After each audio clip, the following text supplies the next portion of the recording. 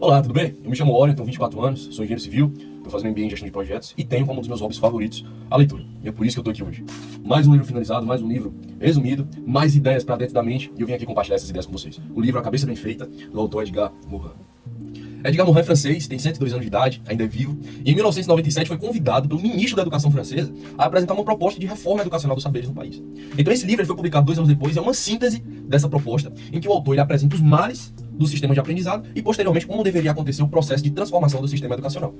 Embasado principalmente na ideia de que o conhecimento ele foi fragmentado de tal forma que as ciências tecnológicas não conversam mais com as ciências humanas, gerando um processo de hiperespecialização que aniquila, que acaba com a necessidade de uma inteligência geral, de uma visão sistêmica sobre as coisas, gerando uma espécie de cegueira, gerando o fato de nós não enxergarmos mais aquilo que é essencial.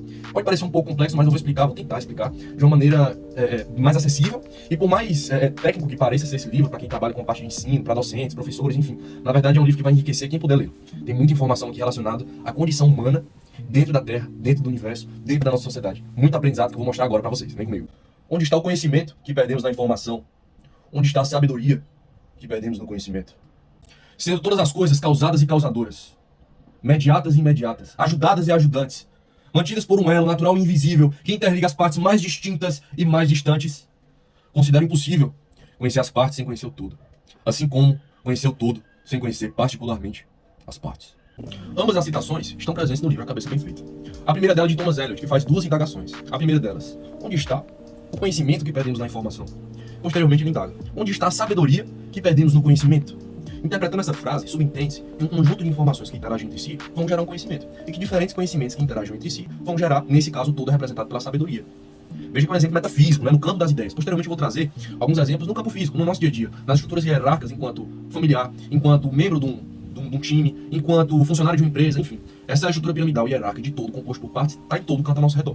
Nesse caso, Thomas Eliot coloca o todo sendo representado pela sabedoria, que é composta por diversos conhecimentos que interagem entre si, que por sua vez, cada conhecimento é composto por diferentes informações que vão interagir também entre si. Hoje, a gente sabe que informação não é um problema. E olha que a gente está falando de um livro que foi escrito 24 anos atrás. Hoje, é que informação não é problema mesmo, né? Estando conectado com a internet, eu estou conectado com o resto do mundo. A tudo. Eu posso acessar o que eu quiser. Informação não é um problema. Então, por que não estamos gerando conhecimento? O que é que eu preciso para gerar conhecimento? É a capacidade de fazer ligações entre as informações ou sínteses. E o que houve com essa nossa capacidade de sintetizar informações, de criar novos conhecimentos? Porque informação tem de sobra, a gente está no oceano de informação. Por que não estamos gerando conhecimento? O que está faltando? Esse é um dos pontos que o autor destrincha e explica pra gente, já vou entrar nesse ponto, porque desde cedo nós perdemos essa capacidade de sintetizar fatos. Desde o primário, ensinam a gente que, desde o primário seria o ensino fundamental 1, que existe a parte de exatas e existe a parte de humanas. Elas não devem conversar e nem se comunicar entre si. Até hoje, mesmo a nível universitário, eu já sou formado, mas via isso muito na universidade. Por que você começou tal curso? Eu sou engenheiro civil, eu sou da área de exatas. Talvez muita gente não entenda por que eu tô fazendo reviews literários. O que isso tem a ver com engenharia? Pra quem acha que gerir uma obra é ficar o tempo todo lá, sentado, fazendo cálculo e falando de coisas complexas que só um engenheiro entenderia, tá muito enganado. 80% do tempo de gestão de obra é gestão de pessoas e organização de planejamento. Claro que a parte técnica é importante, ela vai embasar o que a gente faz. Mas a grande maior parte do tempo a gente não tá fazendo número, não tá fazendo cálculo. Cálculo estrutural a gente normalmente terceiriza no projeto. Não é nem a gente mesmo que faz, né? Dependendo do tamanho da obra. Então por quê? Por que eu não vou sentir a necessidade de ler? De aprender sobre a psicologia? Eu tenho uma mente. Por que eu não vou aprender sobre história? Eu sou membro de uma sociedade. Essa sociedade é o resultado de um conjunto de interações lá no passado que geraram o presente.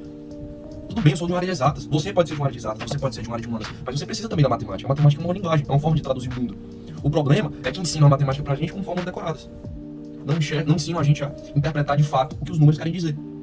Da mesma forma que o inglês é uma linguagem, é um idioma, o francês é um outro idioma, e um conjunto de letras forma uma palavra que tem um significado, um conjunto de números que interagem entre si, tem um símbolo de soma, de multiplicação, de divisão, de raiz, enfim, seja qual for esse símbolo, ele está dizendo alguma coisa pra gente também. É justamente essa capacidade de sintetizar a informação que a gente perde. E posteriormente, criamos profissionais que não fazem isso, que se hiperespecializam numa área específica e não conseguem fazer nexos de conhecimento. Entender psicologia vai agregar muito no meu trabalho na engenharia. Pode ter certeza, eu estou lidando com pessoas. Eu mesmo sou uma pessoa. Entender de história vai me ajudar. Se eu vou trabalhar num determinado canto, numa determinada cidade, como fui para Minas Gerais, entender a história local daquele povo, entender o que gera o senso de união deles, vai ajudar no meu trabalho também. Enfim, os exemplos são infinitos da importância da gente ter essa polidisciplinaridade, esses conhecimentos múltiplos. E é em cima desse tema que o autor, ele trabalha. Por que a gente perdeu essa capacidade? Como reverter isso? E aí a gente vai para a segunda citação. A segunda citação de Blaise Pascal, a parte que mais importa aqui pra gente, é quando ele diz o seguinte: considero impossível conhecer as partes sem considerar o todo. E considero impossível conhecer o todo sem considerar particularmente cada uma das partes. Ou seja, essa inteligência do todo, essa inteligência geral, ela só vai acontecer quando a gente entender a importância de conhecer todas as partes. E principalmente de entender o que é que essas partes compõem. Um exemplo, para ilustrar, pode parecer um pouco complexo e confuso falando assim, vamos imaginar aqui uma obra, ou uma estrutura hierárquica empresarial, em que eu tenho ali uma empresa que é dividida em vários setores. Ou vamos pensar que numa empresa a nível nacional, a empresa é composta pela sede de vários projetos separados em todo o país. Então o todo é a empresa, seria representada ali pela sede, e essa empresa é quebrada em vários projetos espalhados pelo país. Vamos imaginar que cada projeto é a construção de um prédio, certo? Vocês concordam comigo que quando eu entrar, vou visitar um projeto, vou visitar um canteiro de obras, falando de uma empresa grande. Cheguei no projeto. Dentro do projeto eu vou ter o setor de pessoas, o setor administrativo, o setor de qualidade, o setor de segurança, o setor de coordenação de obras, o setor de planejamento, o setor de projetos, o setor financeiro, só que já foram 7 setores, para um só projeto. Vocês concordam comigo que dentro de cada setor tem uma estrutura hierárquica também? Na segurança, tem um engenheiro de segurança, o coordenador de segurança, o supervisor de segurança, o auxiliar de segurança. Ou seja, veja que a gente pega algo maior, esse complexo, né? Seria algo mais complexo, a gente precisa quebrar em partes para dar conta do serviço.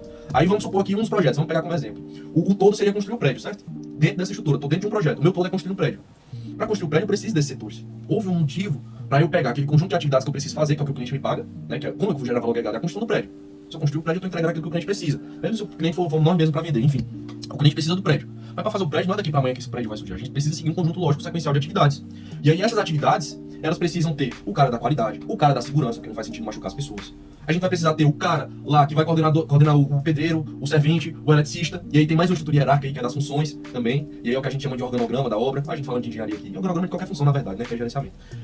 Aí você pega o engenheiro de obras, o coordenador de obras, o engenheiro de obras, o supervisor, o encarregado, até chegar lá no pedreiro e depois no ajudante. Olha como a gente pega um todo e divide em várias partes, e cada parte, por sua vez, é dividida em várias outras partes. Quando a gente trabalha, e a gente ocupa um espaço dentro de um projeto, seja ele de engenharia ou não, nós estamos em algum lugar dessa estrutura hierárquica. Em algum lugar a gente está. Eu era, por exemplo, na minha última experiência profissional, eu era do setor de excelência operacional. Para eu entender a melhor forma de fazer o meu trabalho, eu tenho que entender qual é o meu papel ali dentro. O todo foi quebrado em várias partes. Eu sou o resultado de uma dessas partes. Por que surgiu a necessidade de uma das partes ser o meu setor? Qual é o meu entregável? Qual é a minha contribuição para o todo? Uma vez que eu entendo isso, você muda por completo a sua mentalidade de trabalhar todos os dias, porque você gera o senso de propósito. Você gera o senso de pertencimento que a gente conversou lá no começo pelo porquê, de pertencer a algo maior, a um todo. Nesse caso aqui, eu estou limitando o todo o projeto, a construção do prédio. Mas veja que esse todo é uma parte de um todo maior que é a empresa que está a nível nacional. Mas vamos considerar o todo sendo o projeto do prédio em si. Preciso quebrar em setores. Se eu faço parte de um desses setores, eu tenho que entender qual é a contribuição do meu trabalho para que aquele ponto em comum, que é a construção, o andamento do projeto, eu preciso entender para fazer o meu trabalho da melhor maneira possível. Qual é o meu lugar aqui? Não só olhar o que eu faço, mas olhar o que os outros setores fazem de uma forma tal que eu consiga integrar. E esse é o papel, por exemplo, de um gestor de obra. Se você faz aqueles testes de perfil, não sei se você está na faculdade ou já é formado, a gente faz uns testes, né, que dizem, você tem mais tendência a ser especialista, você tem tendência a ser um gerente geral. Qual é a diferença entre isso? O especialista é aquele cara que enxerga aquilo que ele faz, ele é muito bom naquilo que ele faz, mas ele não está preocupado em pegar aquele conhecimento dele e integrar com outras áreas. O gestor geral de um negócio, e é o que a gente escuta muito, muitas vezes o gestor não é nem o mais inteligente, mas ele é o cara que integra as partes diferentes. Ele primeiro entende a necessidade de cada uma das partes e a importância delas e gera esse processo de integração. Essa visão sistêmica e holística das coisas. Então se eu não sei em que nível hoje você está no nível empresarial, se você está como auxiliar, se você está como coordenador, se você está como gerente, desenvolva, pelo amor de Deus, com urgência, o senso de que você é uma parte e você compõe um todo. Procure saber o que é esse todo. Quando você conhece o que é esse todo, você passa a entender a importância do seu trabalho e do colega que está do seu lado. Isso é essencial no nosso dia a dia. E isso acontece não só no campo profissional, no campo das relações interpessoais também.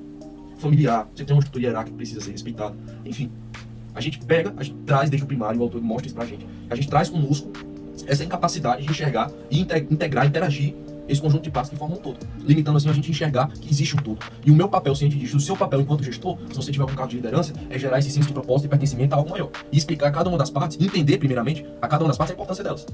Se ela tá ali, existe um motivo para ela estar ali. Se você hoje ocupa um cargo ou uma função, existe um motivo para sua função existir. Por quê? Como eu trabalho? Quais são os meus entregáveis? Como que eu gero valor agregado? E assim você muda, é uma virada de chave na sua percepção da vida e das coisas, dos fenômenos do mundo.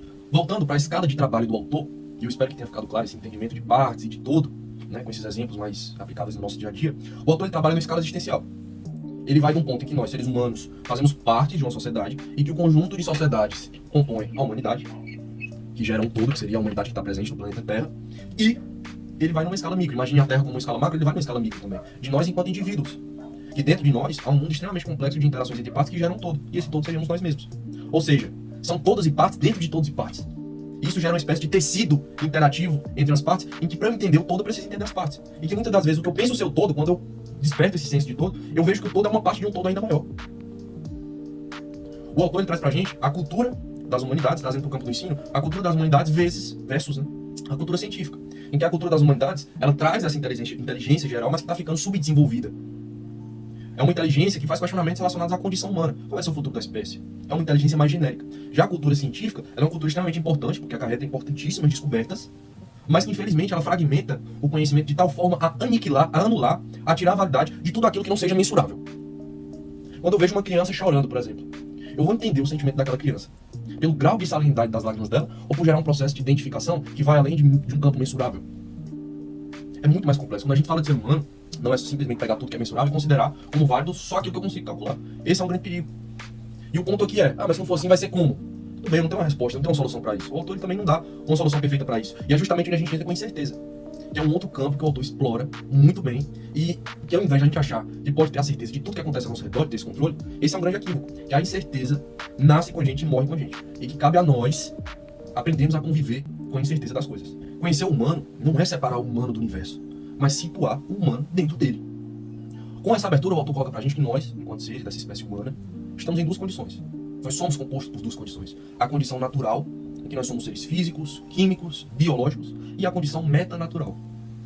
E apesar de sermos esses seres físicos, como qualquer outro animal, nós temos uma consciência, nós temos o pensamento, nós temos a cultura, nós temos o senso de pertencimento. Então, ao mesmo tempo que essa coisa física e metafísica parecem ser antagônicas, elas são complementares. E é justamente essa coisa de pegar coisas que parecem ser opostas, mas na verdade serem complementares, a gente chama de dialógica, que é um dos 7 princípios que eu vou falar lá na frente que o autor coloca pra gente. Nós somos compostos tanto pela parte física quanto pela parte metafísica. Nós não podemos pegar o homem e reduzir o humano à animalidade, mas sem a animalidade não há humano. Enquanto humanos, nós somos animais. Enquanto humanos, a gente faz parte de um todo maior que a gente pode considerar como vida, como natureza, como cosmo. E sendo uma parte desses todos, qual é o nosso papel? Sendo uma parte desse todo. Quais são as outras partes que interagem para formar esse todo? Como eu deveria interagir com essas partes? Aí que surgem as disciplinas que a gente estuda. E aí, onde surge a necessidade, por exemplo, da biologia e da psicologia. Vejam que o cérebro humano estudado na biologia é o mesmo cérebro estudado na psicologia. São as duas faces de uma mesma moeda. Todo indivíduo, mesmo o mais restrito, a mais banal das vidas, constitui em si mesmo um cosmos. Cada um contém em si galáxias de sonhos e de fantasias, de ímpetos insatisfeitos, de desejos e de amores, abismos de infelicidade, vastidões de fria indiferença, ardores de astro em chamas, ímpetos de ódio, débeis anomalias, relâmpagos de lucidez, tempestades furiosas. Cada um de nós é uma sociedade de várias personalidades. Pelo nascimento, participamos da aventura biológica. Pela morte, participamos da tragédia cósmica. Entendida essa complexidade do indivíduo, e dentro do indivíduo há um universo particular, vamos agora para a escala maior. Um conjunto de indivíduos forma uma sociedade. Um conjunto de pequenas sociedades forma ali um município. Um conjunto de município formaria os estados formariam um país. Vamos parar nesse nível de nação, nesse nível de país. Qual o cuidado que a gente tem que ter? É importante, sim, nós desenvolvermos um senso de pertencimento a um país por questões de solidariedade, de cidadania, mas a gente tem que tomar muito cuidado também. Porque esse senso é alimentado por amor. E o amor, por sua vez, segundo o autor, pode gerar fanatismo e ódio. Quais são os discursos que os políticos, independente do período, independente da ideologia política, mais usam para mobilizar as grandes massas? É justamente o discurso de nação em comum, de pátria, de que todos somos um só, e o discurso religioso. Infelizmente, fazem os do discurso religioso para mobilizar as grandes massas. Peguem slogans aí das últimas eleições. Qual o principal slogan utilizado por alguns políticos? Vejam se não envolve, principalmente, pátria e religião. Sempre em prol da pátria, ou sempre em prol de Deus. Infelizmente, isso é utilizado sim no campo racional para mobilizar, como estratégia para mobilizar as pessoas. Não estamos falando de ideologia política, isso acontece em todos os partidos e em todos os tempos. Mas se não tomarmos cuidado, nós vamos conseguir sermos mobilizados por essa estratégia, sem nem perceber. E aí a gente entra num processo de alienação. Então precisamos também estar preparados para nos defender no campo cognitivo. Precisamos ter esse cuidado para esse amor à pátria não virar um fanatismo, não virar ódio. E aí, ao invés de ele unir e gerar um senso de pertencimento entre os seres de uma mesma nação, ele também virar uma espécie de barreira com seres, né, humanos de outros países. Gerar um ódio. Aí eu começo a implementar dentro de um todo que seria a espécie o conceito de raça pura. Que retrocesso não seria voltarmos hoje, pleno século XXI, 2023, trazer de volta essa concepção de raça. Existe. Eu recentemente assisti um documentário, tem na Amazon, chamado Inside IS, que é Inside the Islamic State, por dentro do Estado Islâmico, em que um repórter conseguiu autorização para entrar na sociedade dos caras e entender o pensamento deles, o dia a dia, a rotina, os tribunais, enfim. É um grande absurdo. É um grande absurdo. Os caras mancham os muçulmanos do mundo todo. Mancham. É uma minoria que faz uso da violência para ganhar visibilidade, mas que em nome de Deus matam. E quem não aderir, segundo eles vão dominar o mundo. O repórter pergunta. É muito bom esse documentário. Isso está acontecendo no dia de hoje, gente. Isso é extremamente preocupante, que retrocesso não seria, mas está acontecendo no dia de hoje, por mais distante que pareça estar. Segundo o autor, o senso de pertencimento a uma terra só, um senso de união de nós enquanto humanidade, só veio surgir justamente depois das bombas de Hiroshima e Nagasaki, e não por simples e boa vontade do ser humano, mas por necessidade. Caso contrário, hoje se houver uma guerra, como eu disse, a um nível mundial, a espécie se acaba, se elimina. Não só esse, como outros fatores também contribuem para isso. Uma pandemia foi um fator muito forte que contribuiu para a gente gerar esse senso de solidariedade com outras nações, né? E o próprio efeito estufa, que é uma coisa que se a gente não cuidar, vai afetar o planeta inteiro como um só. Mas aí é onde está um grande ponto, né? E aí a importância da gente fazer a nossa parte. A gente vai esperar o mundo lá sucumbir para nos unirmos enquanto espécie. Então vamos começar desde já, a gente, a criar esse senso, que a espécie é uma só. Não existe essa história de raça pura. Não existe essa coisa de negro e branco. Isso está no passado, mas é um passado ainda muito recente. Vamos precisar de mais tempo para tirar isso do nosso dia a dia, do nosso cotidiano. Bom, um outro ponto que o autor também explora, que é muito interessante e importante para nós, é o da incerteza. Nós precisamos aprender a lidar com a incerteza. O pensamento científico ele só valida aquilo que pode ser provado através da experimentação. E tudo bem, isso está certo. É uma forma de consolidar aquilo, uma teoria, por exemplo. Mas a gente não pode limitar a interpretação do mundo a coisas exatas e mensuráveis, como dito anteriormente. Então precisamos também lidar com a incerteza das coisas. Ela sempre existiu e sempre vai existir. O autor coloca que nós, a nossa condição humana, ela está imersa em duas grandes incertezas, que é a incerteza cognitiva e a incerteza histórica. A incerteza cognitiva é do campo das ideias. À medida que a ciência vai avançando, que a tecnologia vai avançando, que as áreas de estudo vão avançando, a gente vai descobrindo novas formas de interpretar e entender o funcionamento do mundo. E por sua vez o conhecimento muda. E assim por diante é um processo que vai continuar até o fim do último humano nesse planeta. E a incerteza histórica, ela é autoexplicativa, né, gente? A incerteza histórica, se nós pegarmos aí o século XX, Primeira Guerra Mundial, a Revolução Russa, Segunda Guerra Mundial, o teatro do Pacto Germano-Soviético, as bombas de Hiroshima e Nagasaki, as bombas nucleares, a Guerra Fria, a queda do Muro de Berlim, o fim da União Soviética, eu tenho certeza que no século XIX, ninguém tinha previsto que isso ia acontecer. Da mesma forma que eu acho que ninguém que nasceu no século XX ou que viveu no século XX vai conseguir prever o que vai acontecer aí no século XXI. E olha o tanto de coisa que já aconteceu. Ataque às Torres Gêmeas, terrorismo cresce, nasce no Facebook e o boom das redes sociais, guerra da Ucrânia, pandemia, surto do Ebola. Meu amigo, é muita coisa. A gente não sabe dizer o que vai acontecer amanhã. Mas uma vez que a gente consegue desenvolver esse senso do que aconteceu no passado, de alguma forma a gente se situa numa linha do tempo. A gente precisa entender o que está acontecendo no mundo. Existe guerra acontecendo ainda hoje, gente. Segundo o autor, tudo que há de mais frágil, raro e precioso na Terra é destinado ao futuro incerto. E isso vale para as nossas próprias vidas. Até na única certeza que a gente tem, que é a da morte, a gente não sabe quando vai acontecer. E à medida que as ciências avançam, mais a gente lida com esse princípio da incerteza. Olha na física quântica. A gente não consegue calcular hoje a velocidade e a posição exata de uma partícula. Incerteza. Olha que absurdo. No filme do Oppenheimer tem até um trecho em que o Einstein ele diz, né, que Deus não joga dados. Aí o Bohr responde pro Einstein: Einstein, não diga a Deus o que fazer. E à medida que a ciência vai avançando, a gente vai vendo. A gente vai tendo que aprender a lidar com incerteza. Eu estou fazendo uma pós-graduação e só estou tendo acesso a esse conhecimento numa pós-graduação paga. Relacionada à gestão de projetos e à aplicação de metodologias ágeis de gerenciamento, em que, justamente por lidar com incerteza, que a metodologia tradicional é pegar um projeto de um crédito, por exemplo, de um ano e calcular tudo que vai acontecer dentro desse um ano e fazer o possível à medida que as coisas vão acontecendo para que as coisas se encaixem dentro daquilo que foi previsto, né, em termos financeiros, em termos de avanço físico, enfim. Mas a metodologia ágil trabalha com sprints, que são pacotes menores de entrega, justamente porque, na grande maioria das vezes, quando a gente trabalha com um prazo muito longo e faz previsões de muito longo prazo, a gente não consegue prever as mudanças que vão acontecer. Então, olha a gente aprendendo a lidar com incerteza, seja por bem, seja por mal. Então, lidar com incerteza é importante. Não é à toa que resiliência e criatividade são as principais qualidades do profissional do futuro. O futuro esse que se faz presente no agora. E além de criatividade e resiliência, a inteligência emocional entra aí como terceiro ponto muito importante. Bom, gente, contextualizar e integrar são qualidades fundamentais do ser humano, que devem ser desenvolvidas e não atrofiadas. O pensamento é mais do que nunca o capital mais precioso do indivíduo e da sociedade. Quanto mais desenvolvida a inteligência em geral, maior a capacidade para resolvermos problemas especiais. A gente precisa mudar, trocar esse pensamento que isola e separa por um pensamento que distingue, diferencia e une. Sem pensamento, não passamos de máquinas de produção e de consumo. Pensem sobre isso. Sem pensamento, sem patrimônio cultural, sem cultura, não passamos de máquinas de produção e de consumo. E eu me recuso a ser limitado a uma máquina, a uma peça, a uma engrenagem de simples produção e de consumo. Preciso manter a minha liberdade interior e é só através da cultura, do pensamento, que eu serei capaz de manter isso dentro de mim. E bom, o autor coloca como solução que no primário, que seria o nosso ensino fundamental, deveria ser ensinado para as crianças a problemática do surgimento do Homo sapiens, o nascimento da linguagem, da cultura, do pensamento, que deu embasamento para a existência de algumas disciplinas, como a psicologia e a sociologia. Também deveria ser colocado para as crianças a questão do pensamento sistêmico, de como o todo é composto por partes, e como essas partes interagem entre si para formar um todo, ou seja, as coisas não são simplesmente coisas, elas ou representam um todo, composto de várias partes, ou representam uma parte de um todo ainda maior. Isso deveria ser colocado desde o primário, assim como também a importância de olharmos para dentro de si, iniciarmos ali um processo de entendimento da importância da autoavaliação, da autocrítica, de como a nossa própria mente costuma não gostar de coisas que vão na contramão do que ela acredita.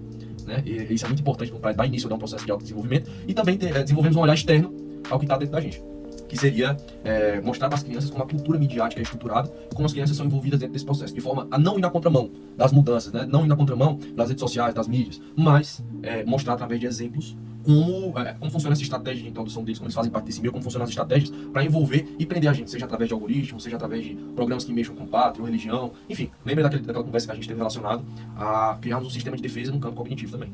Bom, no secundário, que seria o nosso ensino médio, deveria ser instituído o ensino de uma ciência que integre as ciências humanas e a ciência da natureza, assim como também todo o aprendizado deveria ser voltado para a condição humana no mundo. Qual é o futuro da espécie? Qual é o futuro da nossa sociedade? Como é o futuro enquanto indivíduo? Qual é o futuro do imaginário? Qual é o futuro mitológico da nossa espécie? Desenvolvemos esse pensamento sistêmico das coisas e não só nos aprofundarmos em conhecimentos técnicos. Quanto à universidade, o autor coloca que ela precisa ser conservadora, regeneradora e geradora, mas que tome muito cuidado com esse processo de conservação para que ele não seja dogmático e rígido. Caso contrário, não vão surgir novas ideias. A importância de preservar o passado ela é inquestionável, desde que a gente faça uso do passado para entender o presente e projetar um melhor futuro. O autor coloca que a universidade assume a coexistência das culturas humanísticas e científicas, mas que elas não conversam entre si. E esse desnexo acontece por conta de pressões superadaptativas, econômicas, técnicas e administrativas do momento, de mercado, o que acaba, por consequência, reduzindo o ensino geral e marginalizando a cultura humanista.